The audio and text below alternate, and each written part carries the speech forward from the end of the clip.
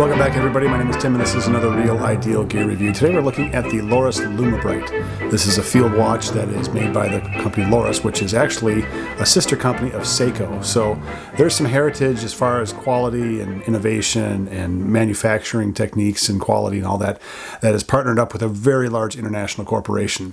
So we're going to take a look at this watch. We're going to look at just the fieldness of it. I love field watches. This one is also a little bit unique in that it has a full lume dial. So I'm going to be comparing this watch with the MDC Infantry, which was one of my favorite watches under $25. I think maybe it's $26 now on Amazon. But anyway, it's right around $25, and these two watches are going to go head to head towards the end, and we're going to see which one is actually the better buy value for the money. So let's get started with the 5 things we typically look at, which are size, fitment, finish, accuracy, and then legibility and lume. So size for this watch, it's a 37 millimeter with an 8 millimeter height off the wrist. So this watch actually has some really good proportions when it comes down to its size on the wrist. It's starting to get a little bit on the small side for my wrist, but at the same time, it's such a thin watch that it fits so close to the wrist that it's almost not even there when I wear it. So I love that for that reason. It's lightweight, but it's also substantial. The case on here is a stainless steel case.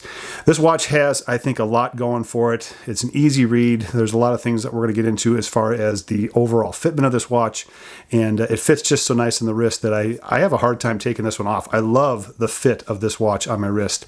As the single pass strap is just a little bit too short. And a couple other things too is there's 2 keepers for the tag end of your strap, or the strap, and the inside one, the one closest to the watch, moves around too much. It really doesn't stay put. At the same time, it doesn't keep the tag end of the strap in place. So therefore, you have this nylon strap tag end sticking out a little bit, and the keeper's gonna be all the way up close to or near the watch, because there's not a lot of extra strap that goes into that second keeper, which is part of the reason why I think it moves around so much. And when it moves around just a little bit, it exposes the tag end of that strap. So to me, the factory strap that comes with this is really not the best strap. I'm going to be looking at replacing the strap with something else. But it's a very supple, very easy to wear strap. It has reinforcement where the pin goes into the strap, so it doesn't tear the nylon too quickly.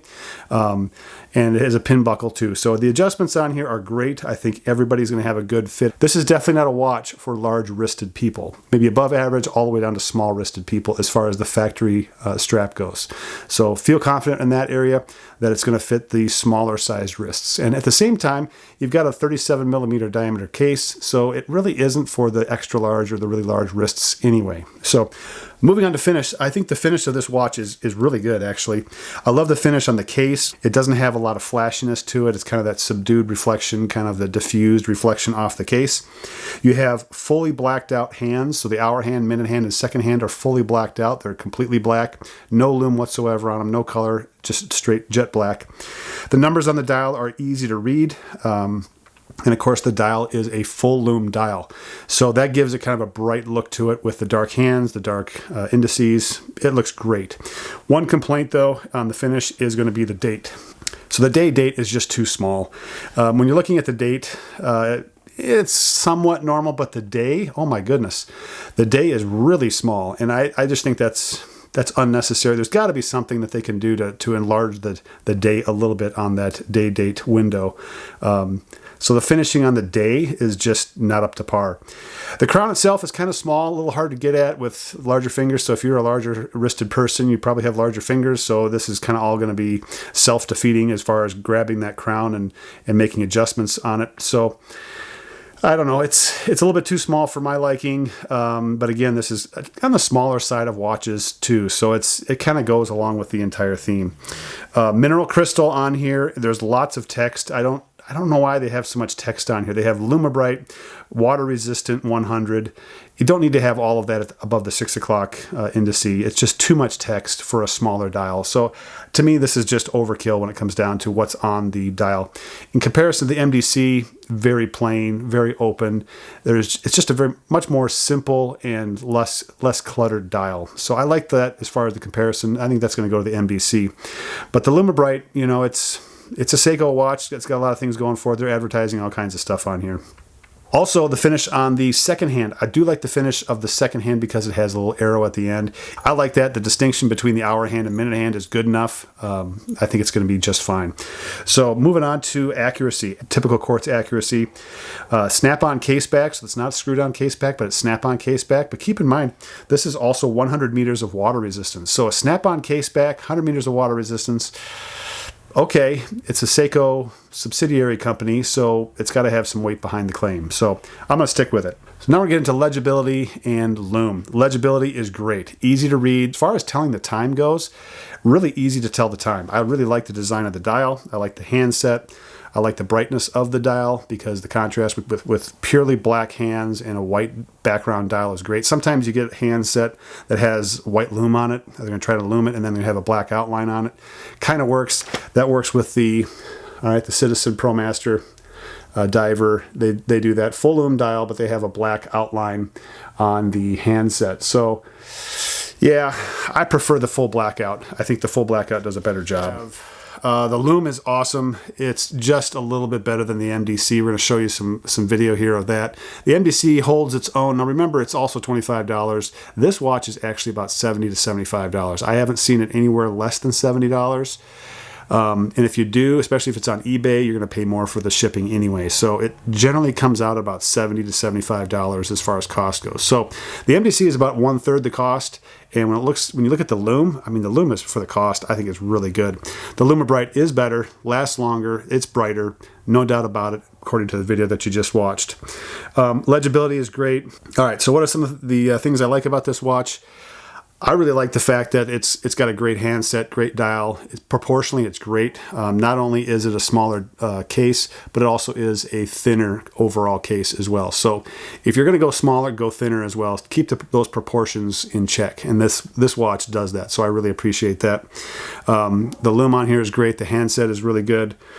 The strap, not so good. I think the strap is a downside to this watch. You know, you're paying $70 and you know, the strap's part of it, and you end up looking at I end up looking at the strap and thinking this thing is going because the keeper doesn't stay in place. It's a little bit short. Not really a fan of it, so I'm going to go with something else. So added cost onto this watch. So let's go through some of the MDC comparisons. So we're going to put the MDC up here and the Lumibrite. We're going to go through some of the comparables on here when it comes to the specs. So when it comes down to the case, stainless steel MDC, the Lorus case is, I believe, also stainless steel. This Lorus case seems to be a little bit lighter, but maybe that's because it's a little bit smaller as well.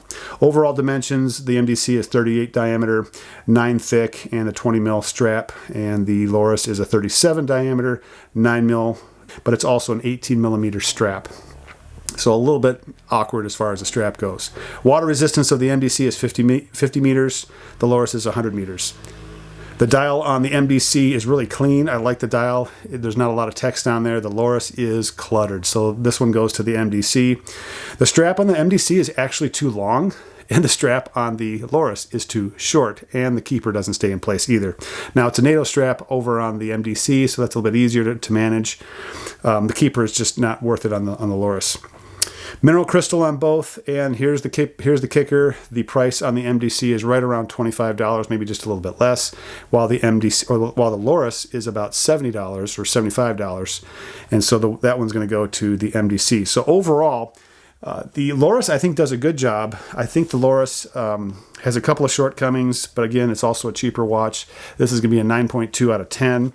I'm not a huge fan of all the text that's on there. I wish the dial was a little bit bigger. The strap is just too short. The keeper doesn't stay in place. None of these are going to prevent me from buying this watch on their own. But it's kind of an accumulative thing with this watch when it comes down to it.